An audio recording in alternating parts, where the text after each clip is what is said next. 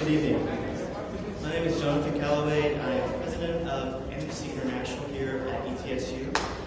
Amnesty International, along with our co-sponsors, the Criminal Justice Department, the Philosophy Department, the ETSU Catholic Center, and the ETSU Honors College, are proud to welcome you to Dead Man Walking. The journey continues with Sister Helen Prejean. Sister Helen Prejean began her ministry in 1981 when she consecrated her life to the poor of New Orleans. While living in the St. Thomas Housing Project, she responded to a request by an inmate on death row in Louisiana's Angola State Prison. She visited him repeatedly and served as his spiritual advisor. In doing so, she became aware of the Louisiana execution process.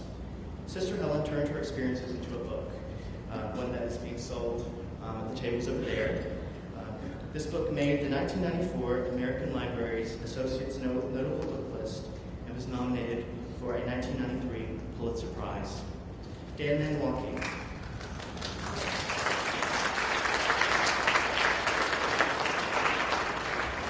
An eyewitness account of the death penalty in the United States was #1 on the New York Times bestseller list for 31 consecutive weeks and was an international bestseller.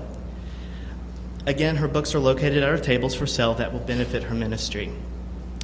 In January 1996, the book was developed into a major motion picture starring Susan Sarandon as Sister Helen and Sean Penn as a death row inmate. The film was directed and written by Tim Robbins. The movie received 4 Oscar nominations, where Susan Sarandon won the Academy Award for Best Actress. Sister Helen has received numerous awards, from which I will only comment on 2 of them, including the 2005 Chief Justice Earl Warren Civil Liberties Award from the ACLU and the 2002 Dignitas Humana Award from St. John's School of Theology and Seminary. As part of their award text, they said, quote, "You focus the spotlight of reason on the profound moral contradiction that gives the state the power to kill in order to prove that murder is wrong. You have bridged the great chasm between healing for the loved ones of murder victims and mercy for those convicted of taking a life." End quote. Sister Helen has served on the board and has served as the chairperson of the National Coalition to Abolish the Death Penalty. She is also a fellow member of Amnesty International and an honorary member of Murder Victim Families for Reconciliation. She is currently an honorary chairperson for the Moratorium Campaign, a group that is gathering signatures for a worldwide moratorium of the death penalty. On December 18, 2000, Sister Helen was among several individuals who presented Kofi Annan, Secretary General of the United Nations, with 2.5 million signatures from people all around the world who are calling for a moratorium of the death penalty. It is our honor and privilege to introduce to you Sister Helen Prejean.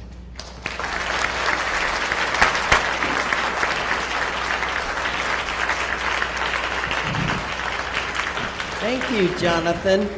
There's always somebody you can point to when you get summoned to a place. And Jonathan is the man who brought me here, invited me, tracked me, stalked me, summoned me and got me, and I'm glad to be here. I'm a storyteller, so I'm going to take you through my experiences, and then I'm going to lay them in your lap and ask you to just take them and sort them out for yourself. I just want to say a little bit first about the film of Dead Man Walking. You know, when the book came out in '93, my sisters, the Congregation of St. Joseph, everybody's saying to me, "Helen, don't let Hollywood touch your book because they don't know what to do with nuns."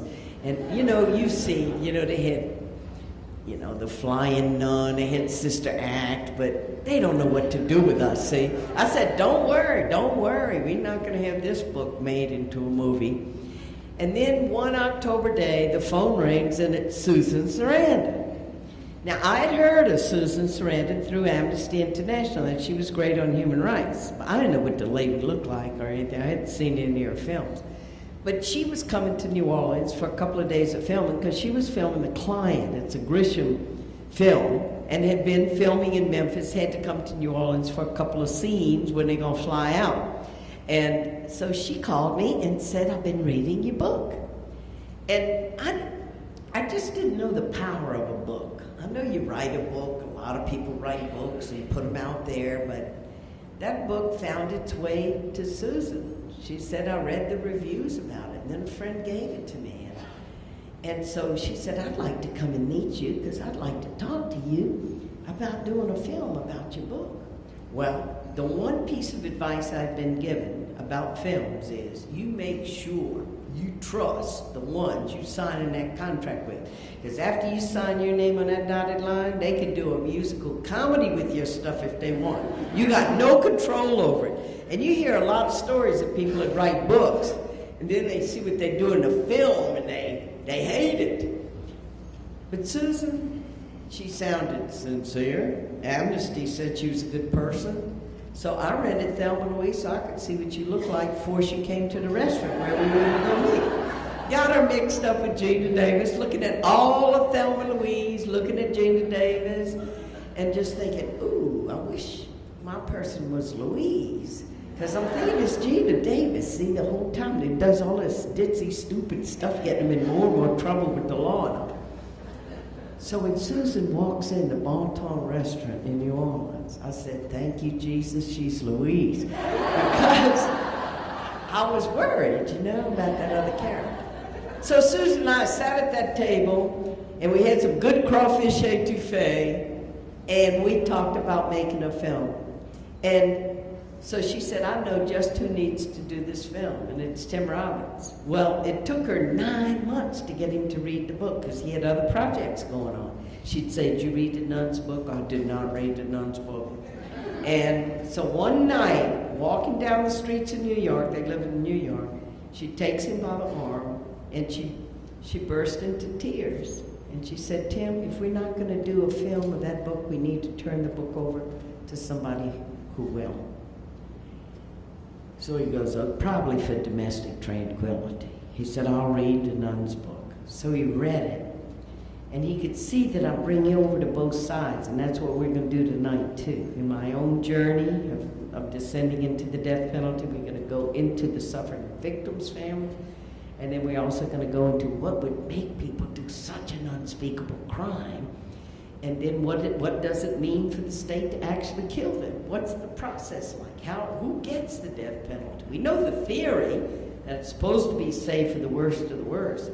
But what happens in actual life? Who really gets it? Who doesn't? What are some of the factors that determine it? No different here in Tennessee than anywhere else in the country. With your 85 people you have on death row, one of which is a woman. And so Tim wrote the screenplay. Every Hollywood studio turned the movie down flat. None of them saw that it could possibly be a box office success. And they saying to him, and Tim, you got no romantic element. You got a nun with the death row inmate. Now you let us spice it up, between the nun and the death row inmate. Now they could see Susan Sarandon with Sean Penn. Boy, that would really be. And Tim Robbins is saying to them, it is not about spicing it up between the nun and the death row inmate. This whole movie is a journey into forgiveness and redemption for people on both sides. So finally, a group in London, a small film company, picked it up. And the night of the Academy Awards, it was a magical night. We got 4 nominations, and there were 1.3 billion people in the world watching the Academy Awards. I was in Japan 6 weeks after the Academy Awards, and the taxi cab driver was going, dead man walking. It just went around the world. And so let me tell you the story. This is the original journey. This is in the book. And I just want to say, I urge you to read the book, because a book is a quiet place. A book is a cloister place. A book is a place where you don't have to debate with anybody, and you can use your imagination. And I had a really good editor at Random House. That was a miracle, too. That I had Jason Epstein, who was a managing editor. I'd never written a book before. So he gave me really good advice about how you shape a book. And he said, look, Helen, you're a nun. You're the spiritual advisor to the murderer on death row, who, with his brother, killed 2 innocent teenage kids. Nobody's going to read your book if they don't see that in the first 10 pages of this book, you look unblinkingly at the horror of the crime of what happened, and that you are outraged over it, and that you can stand with everybody in that outrage. And then the challenge of your book is gradually to take people over into this process. Now what does it mean for the state of Louisiana to kill the man who did that outrageous crime? That's the journey of the book. And if you drop that tension on any page of that book, the book's going to fail. And so he helped me. He helped me shape the story. So the story begins for me. First of all, it's waking up. It has to do with my faith, of what it means to be a Christian, to follow the way of Jesus. I mean, you know, as a Catholic nun, trying to be holy. I got my classmate Joanne sitting in here tonight. She knew the days when I wasn't holy in high school. But anyway, I mean, you know, I'm going to be a nun. I'm going to be close to God. I'm going to be prayerful. I'm going to pray for the world. I'm getting away from the wicked world, going out to teach the children. And then Vatican II happened in the Catholic Church, which was get out of the cloister, get in there with the people. What are the needs of the people? And invited us to do that. And the nuns responded. And so I'm in there with them. But it was this thing of justice. It was this thing of social justice. It was this bubbling up in the communities. We ought to be more on the side of poor people, of struggling people, of the marginated ones. And I'm going, look, even Jesus said the poor you always have with you. I mean, the world's always been, you got rich countries, you got poor countries, you got kids starving, you got people getting obese and going on diets. I knew the world wasn't fair. I just didn't understand how one person could make any kind of difference. And then I got it. There was a moment, you know, when we do wake up, when we do get enlightened, we have different ways of talking about that. In all the spiritual traditions, enlightenment is always seen as gift. We can't force ourselves to be enlightened. We can read, we can study, we can meet people, we can go to talks, we can, you know, go hang out with the Dalai Lama. But that doesn't mean we're going to come away enlightened. When we do get it and we understand, that's always a gift. In the Catholic tradition, we call that grace. And I got it. I knew I didn't even know poor people. That Jesus really was on the side of the most marginated and despised people of his day. And here I had grown up in Baton Rouge, Louisiana. My father was a successful lawyer. The only way I knew African-American people growing up in days of strict segregation was that we had a black couple. We had Ellen working in the house with Mom and Jesse working in the yard. I didn't even know their last names. I didn't know African-American people as my peers, as my equals. And we had 10 major housing projects in New Orleans where poor and struggling African-American people were living. I didn't know what was going on in their life. I knew who you see on the 10 o'clock news with the black hands and wrists being put in the handcuffs. And you know, well, that's where the violence is, that's where the drugs is, that's where those people are. But I didn't know them as persons. I'd never been there. And the waking up had to do with, I need to go. I just need to go and live as neighbor among people and find out this other part of America that I'd never experienced. You know, when we do come from privilege, when we do have resources, we picture everybody, if they just had a little bit more get up and go, they could go get a job, they could get off welfare, they could succeed in school, they could read books. Why don't they do these things and get out of poverty? You know, do those people like to be on welfare? All the stereotypical things we put on people when we don't know real people and we don't know their stories. So I go to the St. Thomas Housing Project. And right around the corner from where I was working in an adult learning center, and I am seeing everything from another point of view. I'm seeing the experience of police with the young men in the neighborhood. I was never afraid of policemen. If my car had broken down on a highway at 1 o'clock in the morning, a state trooper pulled up behind me, I wouldn't be afraid. I'd say, help's here for me. But young man after young man after young man in that community talked about experiences with the police. And later, when I did research and wrote Dead Man Walking, I found out there were more complaints to the Justice Department about police brutality in New Orleans than any other city in the United States. But when you live out in the suburbs and you're disconnected from it, you don't know what I didn't know what people were going through. I didn't even know what police brutality was. And then kids coming into the Adult Learning Center to get their GED. So here's a kid coming in, he was a junior in high school. And I said, okay, well look, you're a junior, you only had one more year to go. Let's see where your reading level is, see where your math level is. We're gonna work with you individually to get your GED. And a kid couldn't read a third grade reader.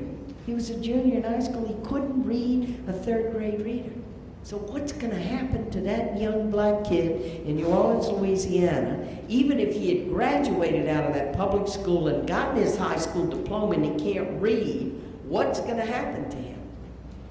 And I think of my excellent high school, where I learned public speaking by the time I was a junior in high school. Taught by Sisters of St. Joseph. That's why I became a Sister of St. Joseph. I wanted to be a teacher. I wanted education to be fun. I wanted to get in there and stir up the curiosity in kids and the desire to learn and to know who they were. And I'm learning everything from a different point of view. And now I'm reading books that I never read before, like The Life of Martin Luther King, like Gandhi, like Dorothy Day, who's a great Catholic, who it took her a long time to be a Catholic because she never saw Catholics involved with poor people. She always saw Catholics more or less on the side of the rich people. And she started the Catholic worker movement and started soup kitchens in New York and being with the homeless. The Gospels call us to that, I discover. So, and it's while I'm there at this place at Hope House where I'm working, right around the corner from where I was working, was the Louisiana Coalition on Jails and Prisons.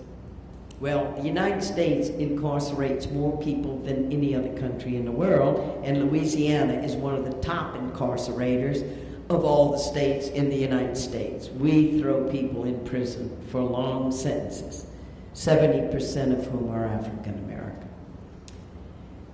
And one day, coming out of that Adult Learning Center, here's a friend coming out of the Prison Coalition office, has a little clipboard, has a little project going on. Whoever he's meeting that day, he's going to ask, and it's so casual, he bumps into me there on St. Andrew Street and says, hey, Sister Helen, you want to write to somebody on death row? I said, yeah, sure.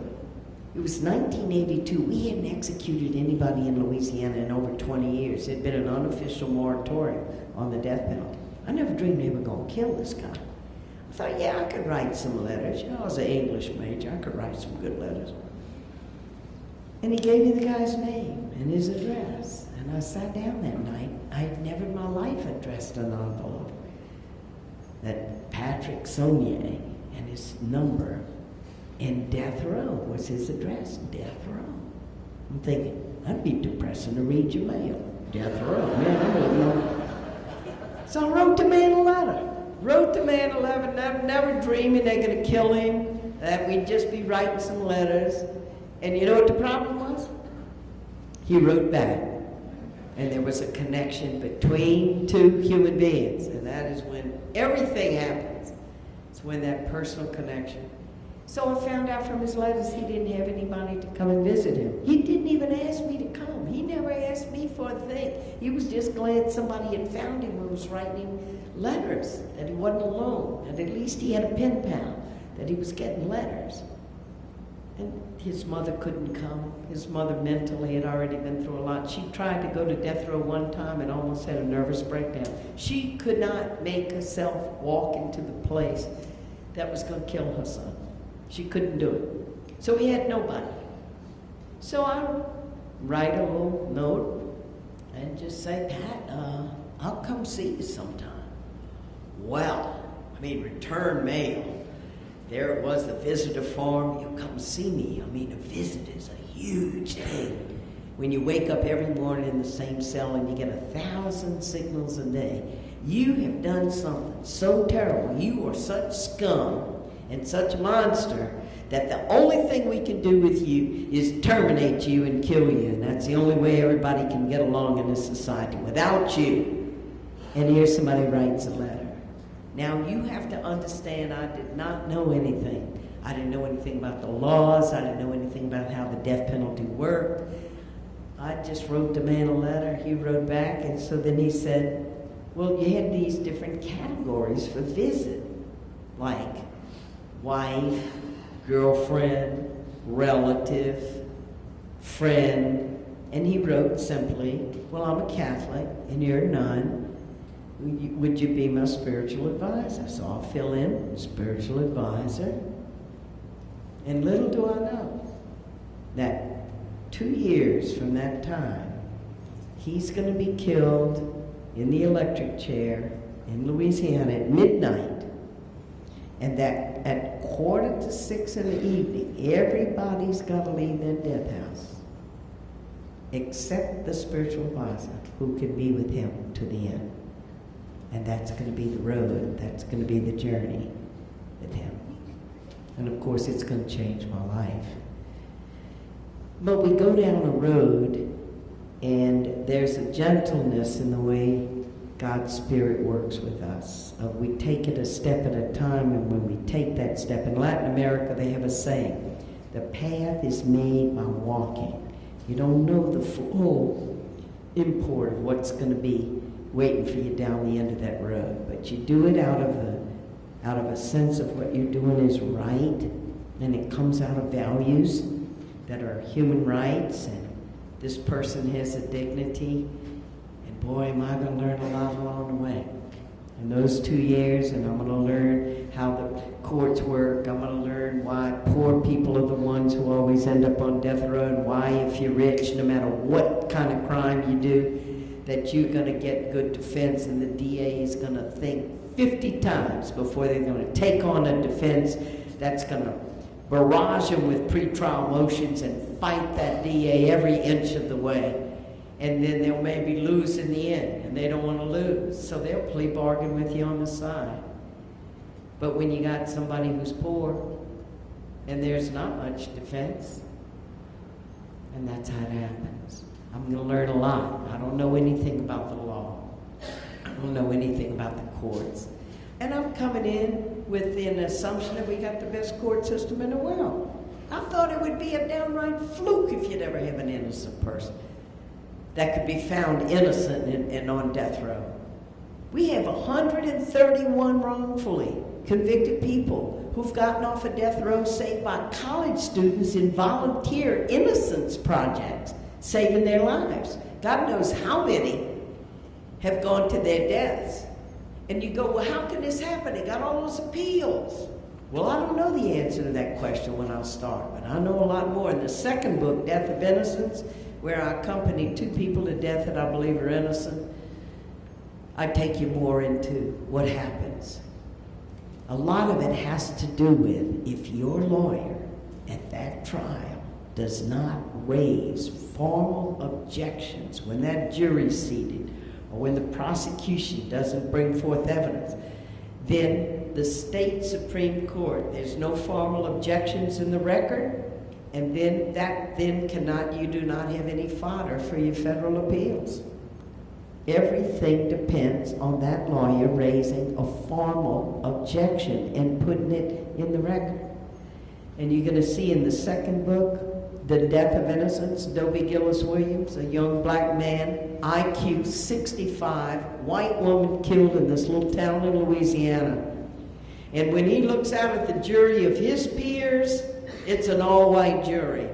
And every Supreme Court and District Court upheld that was not an unfair jury because his lawyer had not raised a formal objection at the trial. So they don't just go by what happened at the trial. They go, did the person raise the objection or not? And if they didn't, then what else you got in your case? That issue is not, we will not even look at that issue. That a young black man on trial for his life for the killing of a white woman in this town could have an all-white jury and receive a fair trial. I mean, everybody knows. We have a sense of fairness in us, but I didn't know how the law worked. I didn't know what goes on in the courtroom. So anyway, this man, Patrick Saunier, we write letters back and forth, and then I go and visit him. And I take you with me. In the book, I wrote it in present tense. So as it happens to me, it happens to you. And I just describe what's happened. I describe that first visit. I was shocked, really, when I looked at him, when the guards brought him in. I think I had thought, at least in the back of my mind, that somebody who had murdered somebody, well, their face must look a little different. You know, these are the monsters. These are the people who are the worst of the worst. These are the people so bad that we've condemned them to death. There must be a set to his jaw, flint in his eye. And the guards brought him in, and he was on the other side of this metal screen, and they had locked me in a room, and I'm looking up, and I was shocked at how human his face was, and he was smiling, and he said, "Thank you, sister, for making that long drive from New Orleans to come see me." And I remember thinking, he's a human being. He's a human being. I don't know the crime yet. I'm going to find out. But whatever he has done, he is worth more than that one act. Can you define a human being in their essence by one act? What if we had a big screen here, and we'd throw up on that screen for all of us the worst thing we ever did in our life? And then we'd had somebody have it, people say to us, "And that's really who you are." And we'd all say, "No, that's not all I am. Look, I graduated from college. Look, I'm nice to my grandmother. Look, I'm improving my study habits," or whatever. And so I see his face. And I didn't have to be nervous about visiting with that man for 2 hours because he talked the whole time. There was a listening presence. I found out in that first visit he had his brother, Eddie, who was serving 2 life sentences. He had gotten a death sentence. I didn't know how the law worked. But it was my first legal question. I thought, how could there be a murder and one brother gets death and one brother gets life? And the Saunier case is more complex than this. But did you know that when there are 2 defendants in a murder and there are no other eyewitnesses, if one of them takes the stand for the state and points and says he did it, they get a reduced sentence for saying that in court? And how do we know we got the truth? From square one. How do we know about the truth? And that's just the beginning of this. So driving home, I remember thinking, wow, he didn't even talk about what he did, you know. Here we had 2 hours, he's talking about his mom, he's talking about his child, he's talking about driving 18-wheelers. He didn't talk about the crime. And then I'm thinking, well, Helen Prejean, the first time you meet somebody, you gonna trust them enough to tell them the worst thing you ever did? That it would take time. And that what I needed to do was continue to visit him, and in time, if he trusted me enough, I would know. But I had other ways of knowing too. So I began to visit both the brothers while I'm making the 2.5-hour drive from New Orleans to Angola State Prison. I visit Eddie too. And then I was in the Prison Coalition office several months after this. And I did not want to be naive. I know that there's been a murder. So I said, could I see some background information on the Saunier case? So they go sure, and they pull out all these manila file folders. And I opened up the one on the top of the pile. And there, looking back at me on the front page of the Daily Iberian newspaper, which is in Acadiana, in Cajun, where Cajun people live in Louisiana, New Iberia, Lafayette, St. Martinville. There's the faces of 2 beautiful young teenage kids. And their family had sent in the prom photo to the newspaper. And there they are smiling, a young man, David LeBlanc, 17 years old, in his tux and looking beautiful and handsome, and Loretta Bork, 18, in her evening dress, smiling, happy night of their life, and big, bold headlines, teenagers found murder. And then I read the story of the 2 brothers that I'm visiting. Patrick and Eddie Sonia, and how on a November night they are rabbit hunting out in that sugarcane field where these kids came to park after a football game on a Friday night. And before this evening is over, Loretta had been raped, and these kids have found mine dead near that sugarcane field. The most horrible way you can imagine. And now I read the story, and now I know what the crime is. And this guilt, like, what am I doing? I'm with the people who did this unspeakable murder of these innocent kids.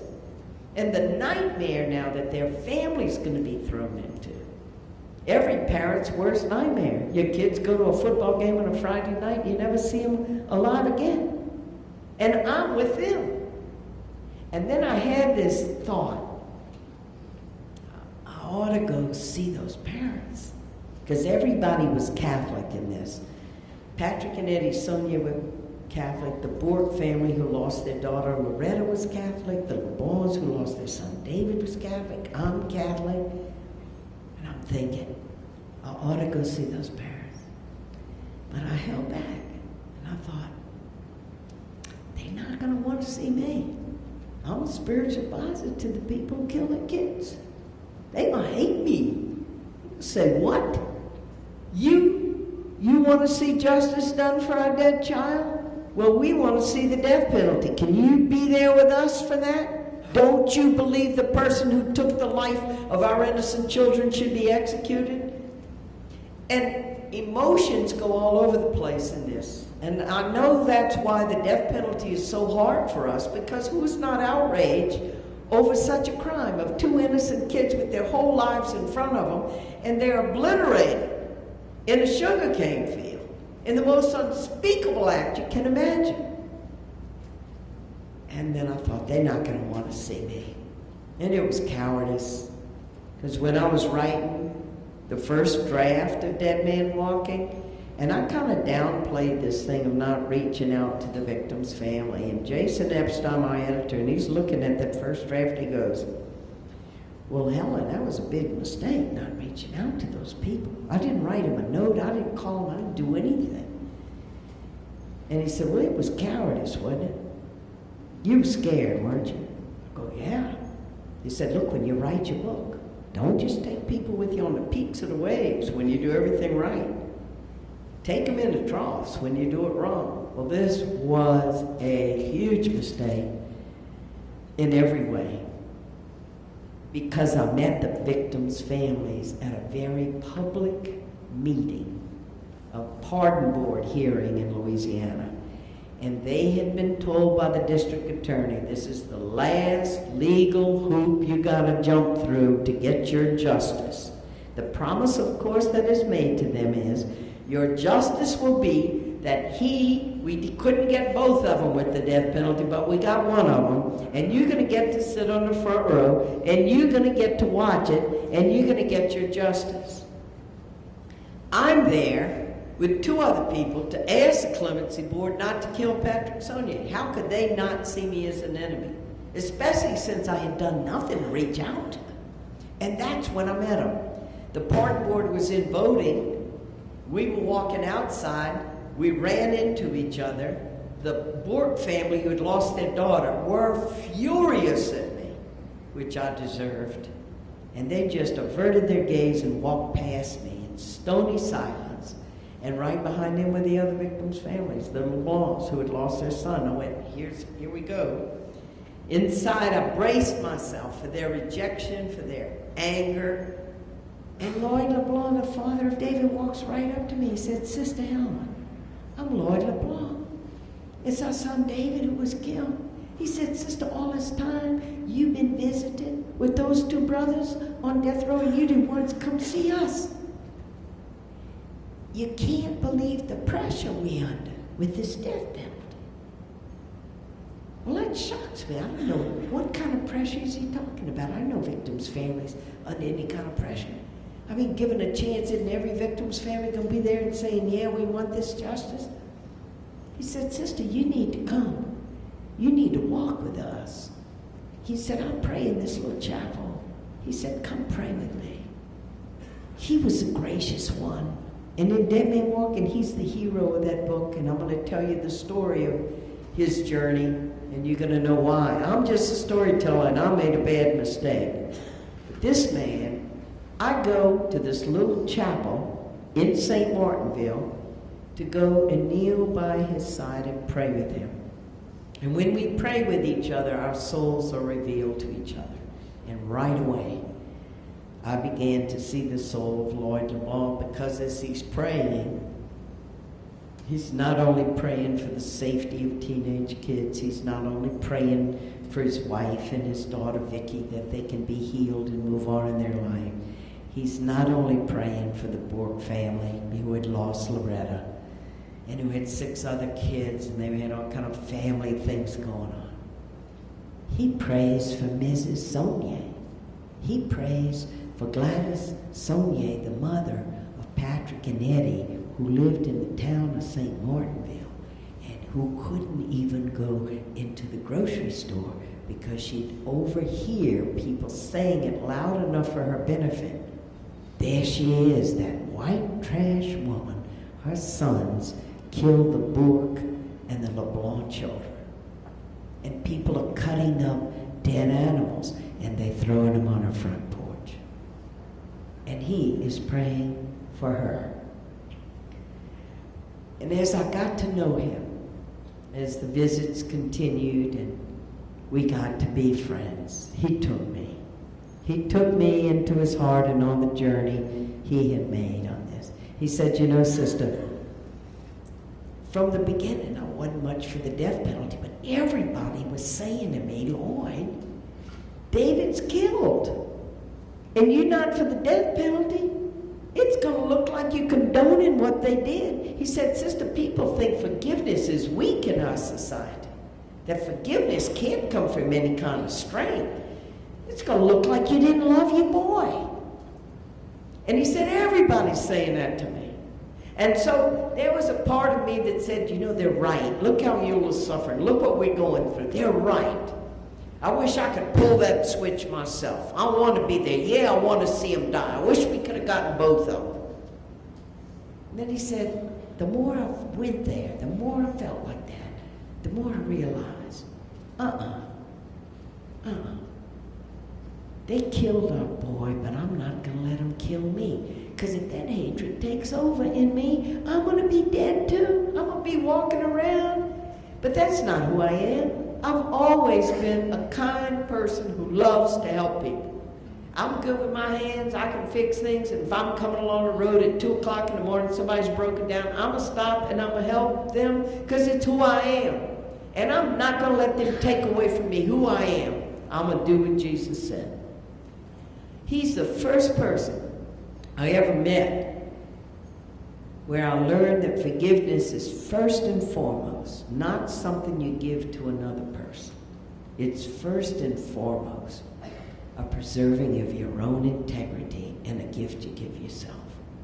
That you're not going to let who you are be overcome by the hatred and evil that has been visited upon you. Victims' families. The second story in Dead Man Walking, Robert Lee Willie and Amanda Vaccaro brutally killed a young girl, and believe me, her parents couldn't wait to see him executed. And they had their own press conference a week before the execution, and they are there. They are there sitting on the front row. They came out after the execution. I was there with Robert as a spiritual advisor, and I'll always remember this because the media was all there. It was the first time a state allowed a victim's family to witness an execution. So national news was there, and all the cameras, and all the lights, and all the microphones.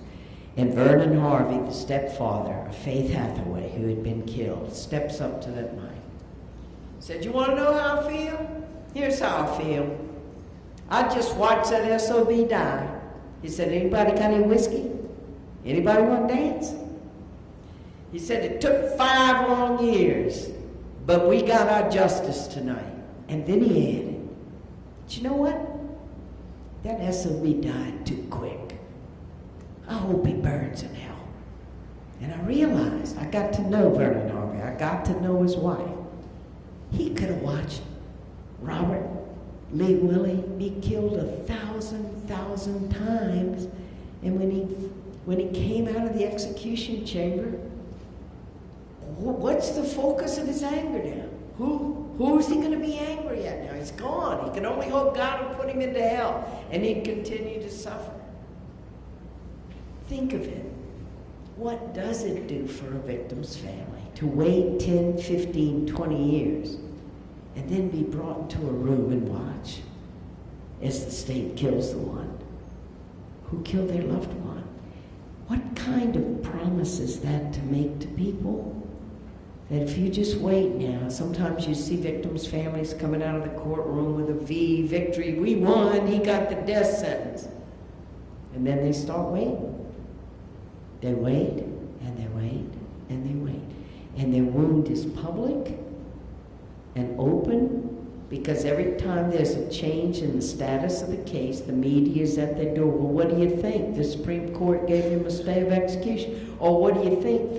There's going to be a federal hearing on this particular part of his case. What do you think? How do you feel now? Waiting and waiting for this moment to come when they're going to get their justice. And I'm going to tell you, I've been in the killing chamber in Texas that's killed over 450 human beings. And there are 3 witnessing chambers in there. One is for the state's witnesses. The other is where the victim's family sends representatives to watch the person die.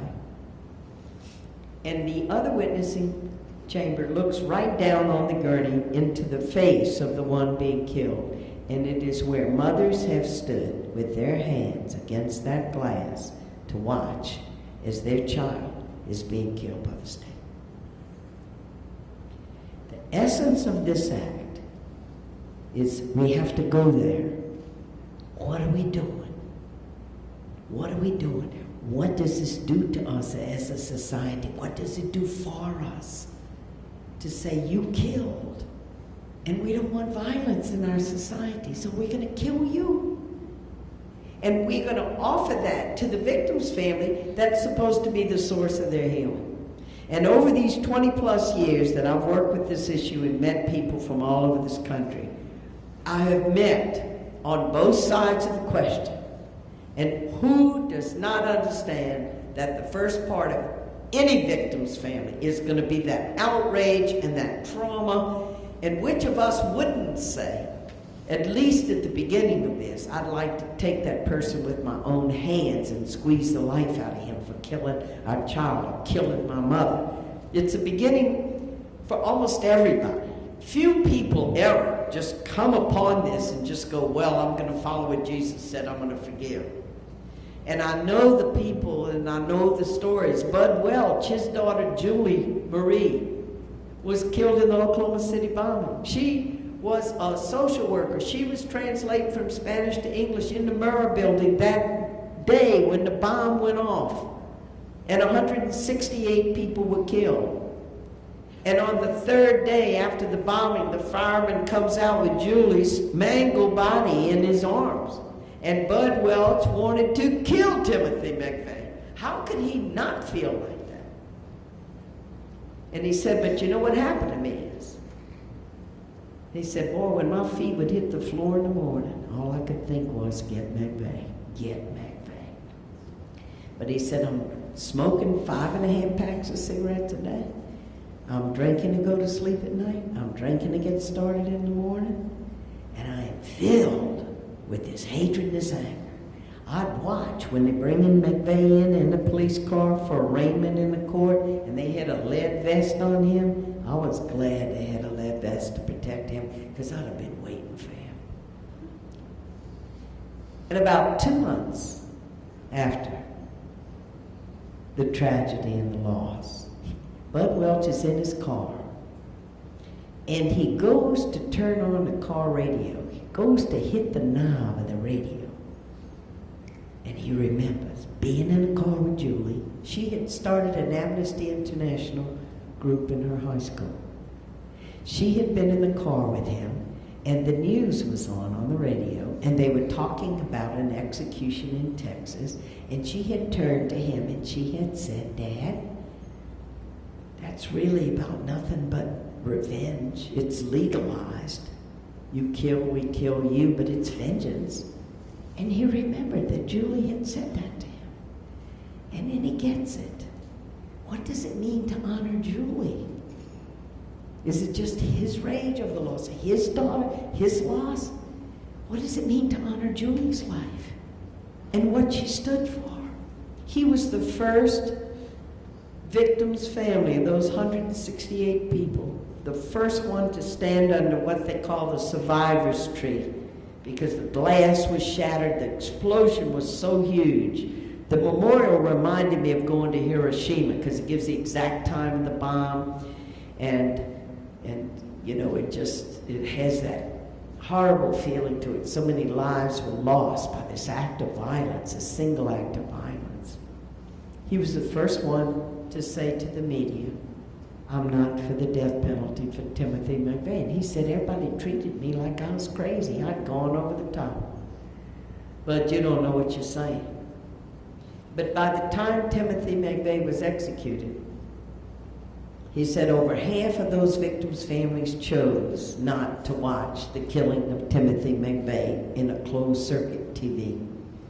He said because a number of us had figured out whatever happened to Timothy McVeigh, if the state killed Timothy McVeigh or if he was given 168 life sentences and we never heard of him again, when we came home after the execution, the chair would still be empty where Julie had sat, because no human life can ever be replaced.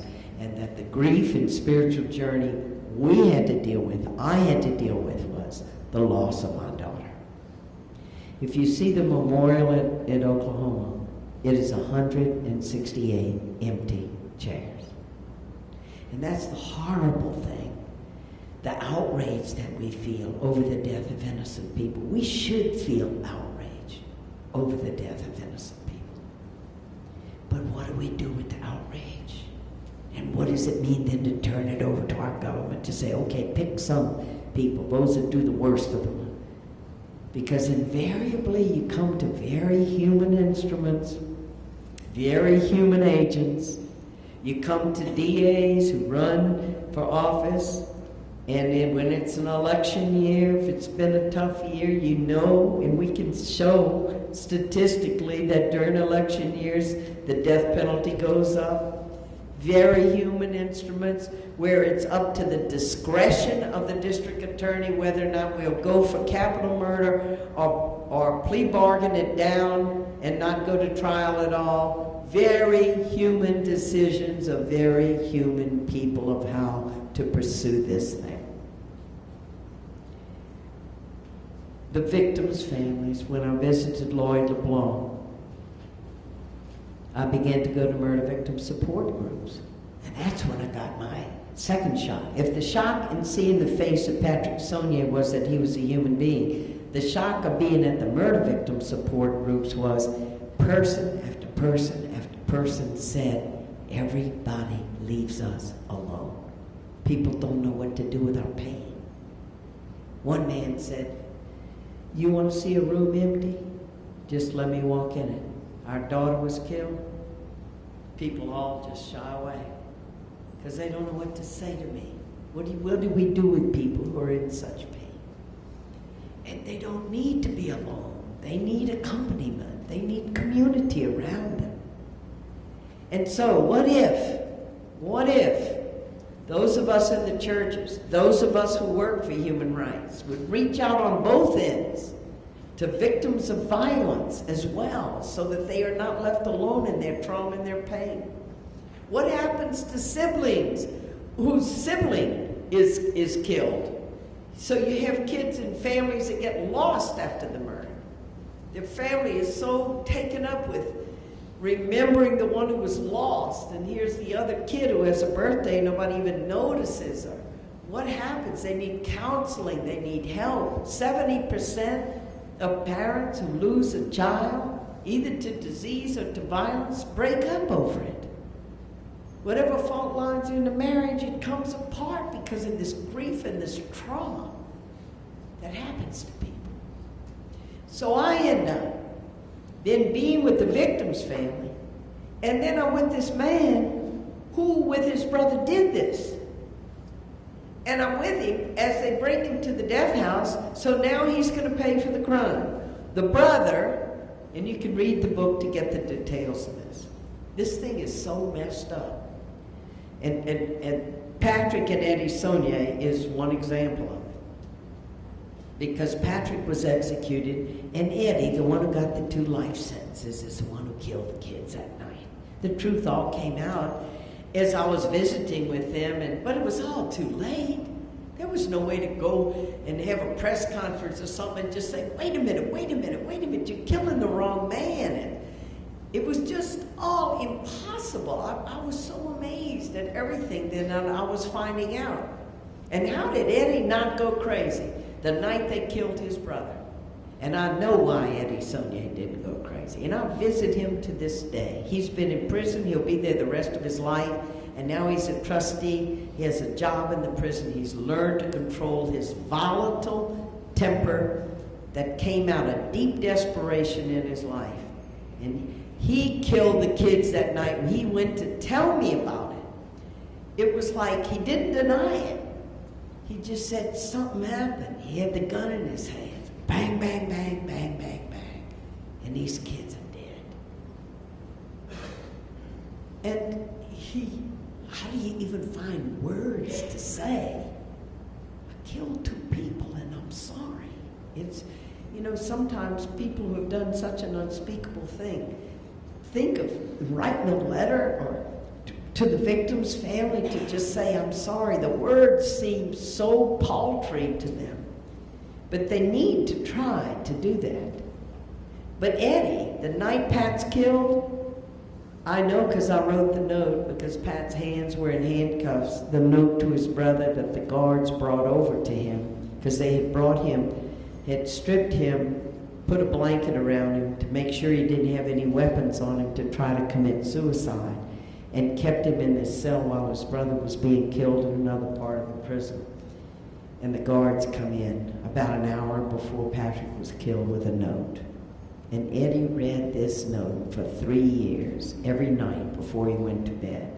Because it said, Dear Eddie, don't worry about me. I'm straight with God.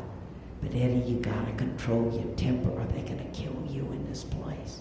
And he had signed it, Dear loving brother, Patrick. And I'm in the death house. When we were doing the film Dead Man Walking, and we're doing these scenes, this protocol of death, they're going to get a guard of Patrick's height and Patrick's weight and Patrick's build, and the guards got to practice to do this and to be able to do it that night. They practice when the prisoner goes quietly and cooperatively, and they have to practice when he fights him every inch of the way, saying, don't kill me. Don't kill me. They got to be able to do it. They meet with the warden, with the psychiatrist, sometimes with the chaplains, who say, guys, you're just doing your job tonight. You're not killing anybody tonight. The people want this. The courts have the jury decided this. The Supreme Court, there's been all the appeals. You just got to carry it out. Just do your job. What has happened to the people, to the wardens, like the warden in Texas, who 100 times took his glasses off, and that was the signal to the executioner to kill the person in front of him. After 100 of those deaths, and he retires, what happens to him? I tell the story about Felton Cootie, who was the supervisor on death row in Louisiana. And his job wasn't even to strap them down on the gurney or in the chair. His job was just to take a paper bag after they were killed, go to their cell, collect their toothbrush, their personal objects to give to their family. He said, Sister, I come home after these executions. He said, I just sit in my lazy boy chair and I can't sleep and I can't eat. He said, in my gut, I know I'm killing a man who's defenseless. I'm helping to kill a man who's defenseless. You ever think what you have to write on the death certificate after an execution? What do you think you write for cause of death? Failure to breathe? Heart attack? What do you think you write? Cause of death? Homicide. That's when the truth is told. Even that word execution is a euphemism because you execute a business plan, you execute a forward pass in a football game. This is a killing. And it's a homicide. It's human beings killing another person. Now it's all justified. It's all made legal. Look at what he did. Look at what he did. And you even have somebody like Supreme Court Justice Scalia, that is featured prominently in the second book, who goes duck hunting with my brother Louis in Louisiana, who said, death by lethal injection seems an enviable death to me when you compare what they did to their victims. The Supreme Court Justice, an enviable death.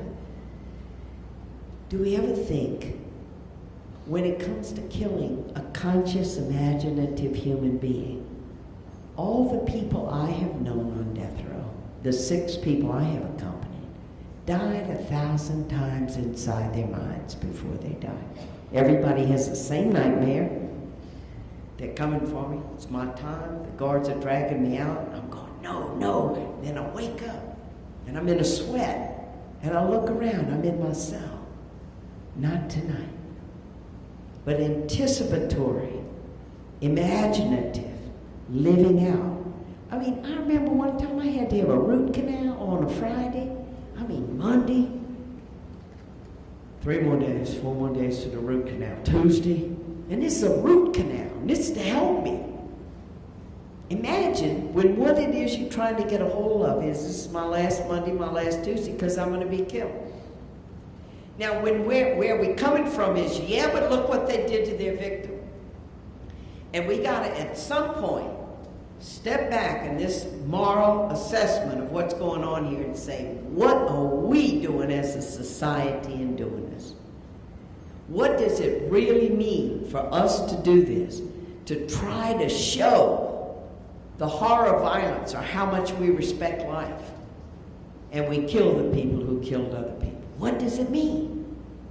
And we want to think about that.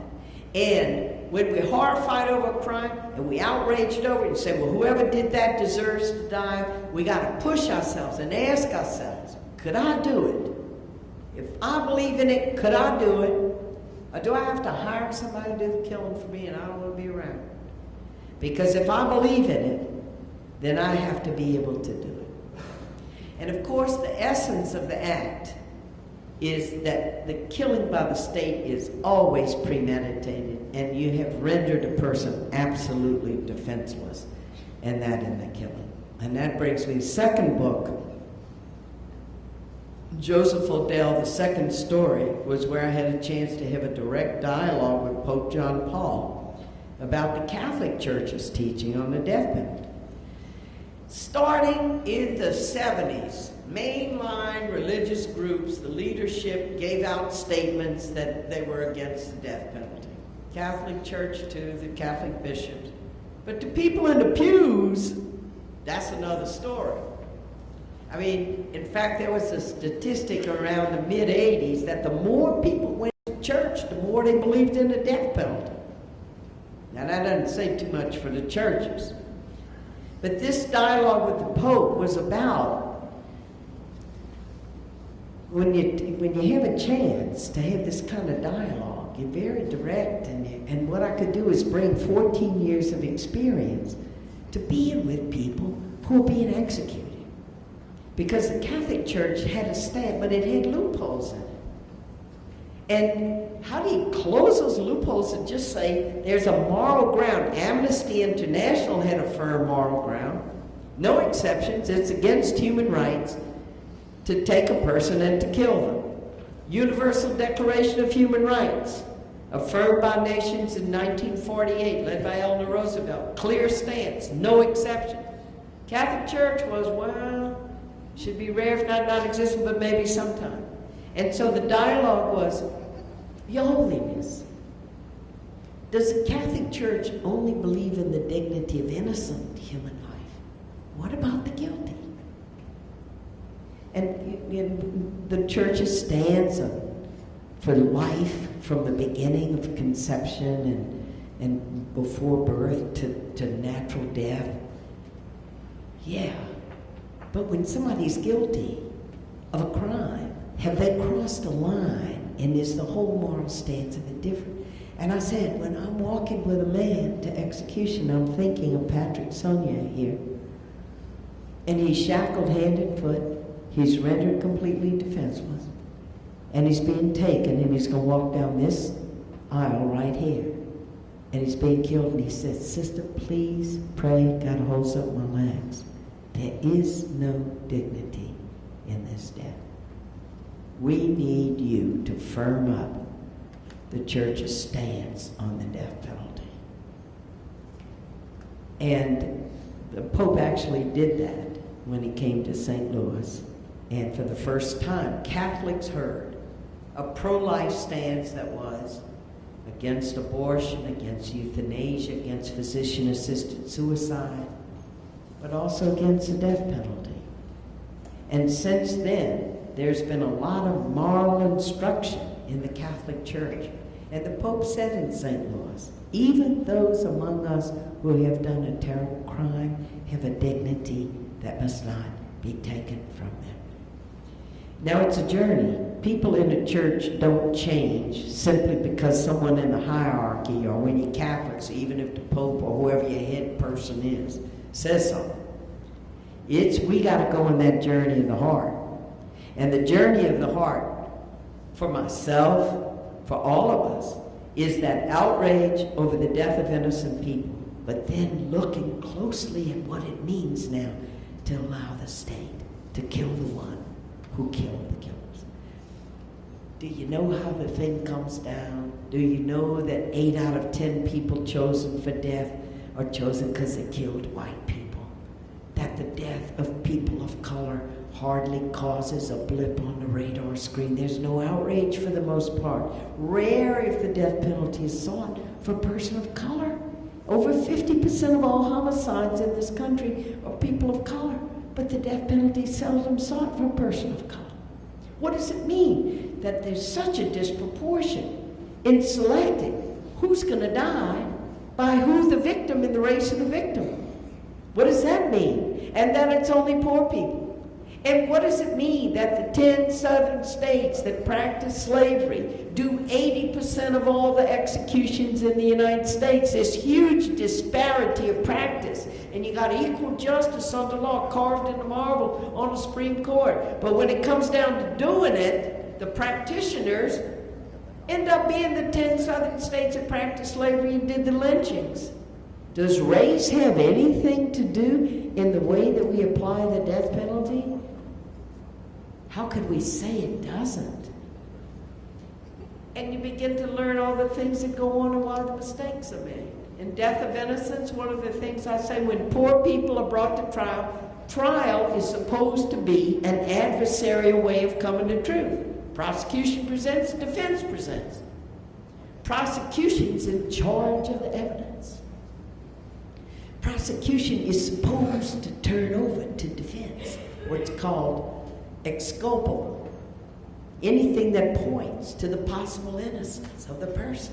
Those 131 people who were saved off of death row from college volunteers, 90% of the cases were prosecutorial misconduct.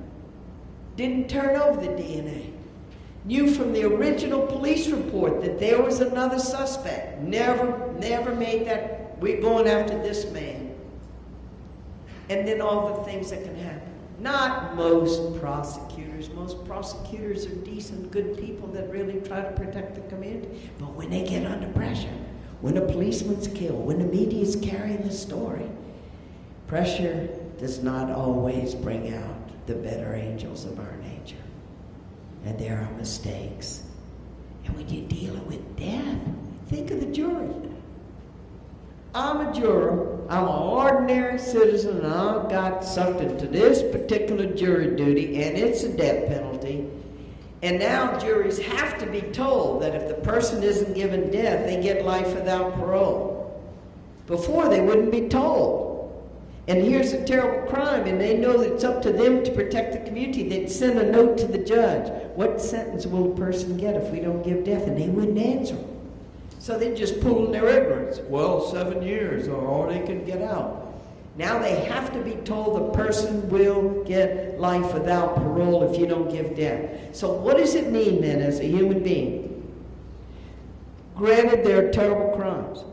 And to hold that life of that person in your hand, because usually it does have to be a unanimous decision. So that means if any person on the jury doesn't vote for death, the person lives. So they each hold the person's life in their hands. If we have a way to protect ourselves without using death, can we put it down? Can Tennessee put it down? You have 85 human beings condemned to death. And they're on death row. And that gurney, because we're part of a democracy, it has our name on it. And if we're not doing anything to change it, if we're not speaking out, if we're not involved, we're complicit.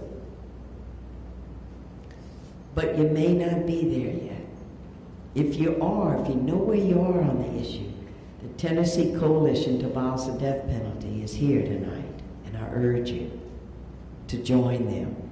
This has been a group of people over the last 20 years that has struggled in this state to educate the people and to keep the death penalty at a minimum. Tennessee has not killed like the other states. You've killed too many, of course, but you've killed 6 human beings. And you have 85 on death row. But Tennessee, the people of Tennessee, do not deserve the death penalty. And I want to ask you to think about it and dig into it and read and get your facts and go there.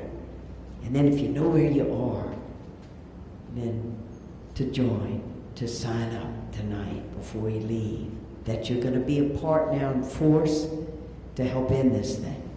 Because you can't be neutral. Once you know, you can't be neutral anymore. Consciousness and conscience are very close in us. So I want to urge you then to look into it. I want to urge you to read, because reading can be that private place where we don't have to debate. We can get information and we can use our imaginations, and you can go there in a deeper way. I'll be glad to sign the books for you. You can get both books, Death of Innocence and Dead Man Walking, for $25, and it helps the ministry and education to end the death penalty in the United States, so you'll be helping us in that.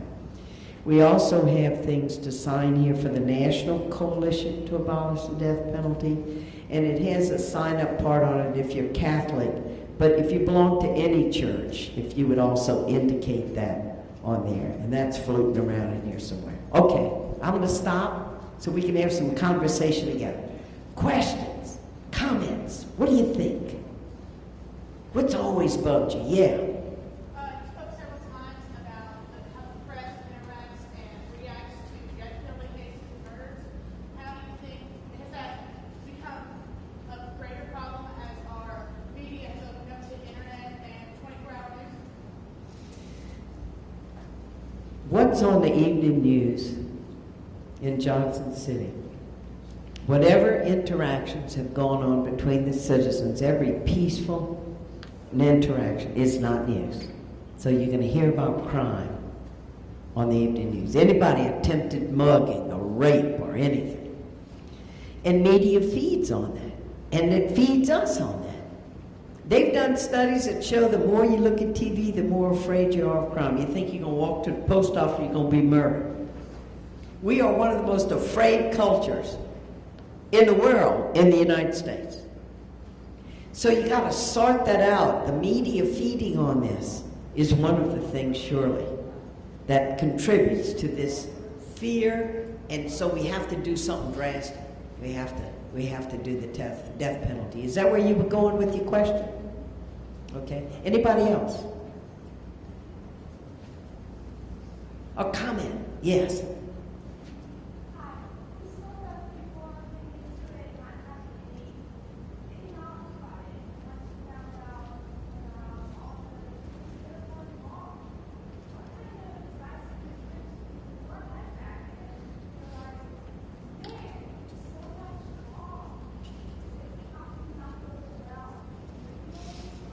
Yeah. You start by your own desire to find out, see? The first part of a commitment to something is always, I need to know about this. I want to learn about this. That's always the first step, to get real knowledge about it.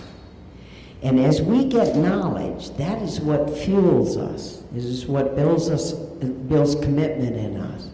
So you read, you talk to people, you get in with the Tennessee Coalition, and they're going to start educating you on what's going on here in Tennessee about the death penalty. Getting knowledge is one of the first things to do. And not to get knowledge, if we stay ignorant of it and it's removed from us, then we are never ever going to do anything about it. So it seems overwhelming at first, but as you begin to get knowledge and as you understand, then you assess that, you assimilate it, you take it into yourself, and then we ask ourselves, now what does this call me to do? And there are people who are already involved. So it's not like we're creating the wheel and we're going to create something in Tennessee to end the death penalty. And so that's how the road goes. You always want to be in community with other people. There are Amnesty International groups. There's a Tennessee Coalition. Because you don't take on something big by yourself. There's no room for Lone Rangers coming in, riding to the hilltop, saying, I'm going to abolish the death penalty in Tennessee. Those people disappear quickly. Talk about flash in the pan. But community keeps us involved. And so you want to join in a community of people. Amnesty International is active. Amnesty has brought me here. And the Tennessee Coalition. Does that answer your question? Yes.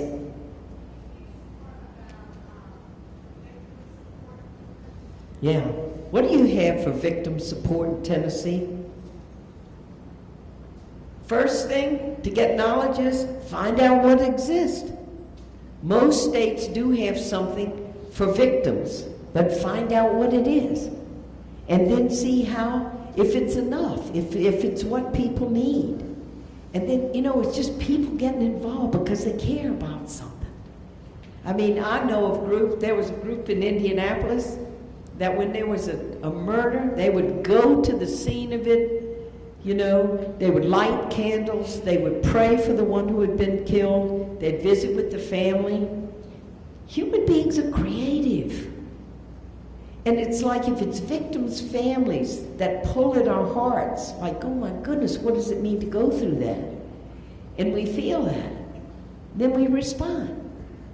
And so if we belong to a church, we talk to other people in our church. You'd think, well, we could do something for murder victims' families. Or in human rights groups, what about the victims' families?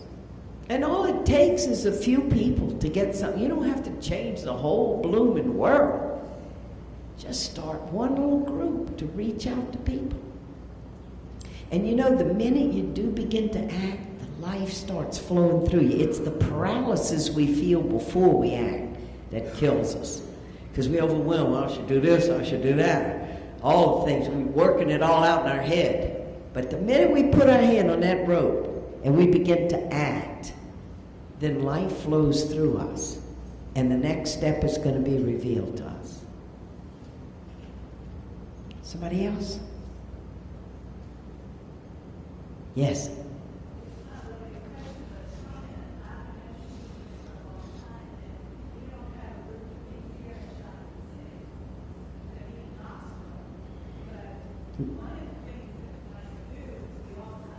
Mm-hmm.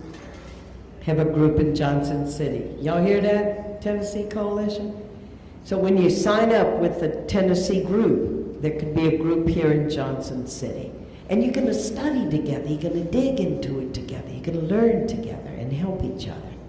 That's great. Okay, friends. Well, look, I'll see you over the books. I'll be glad to sign them for you and meet you individually. So thank you very much.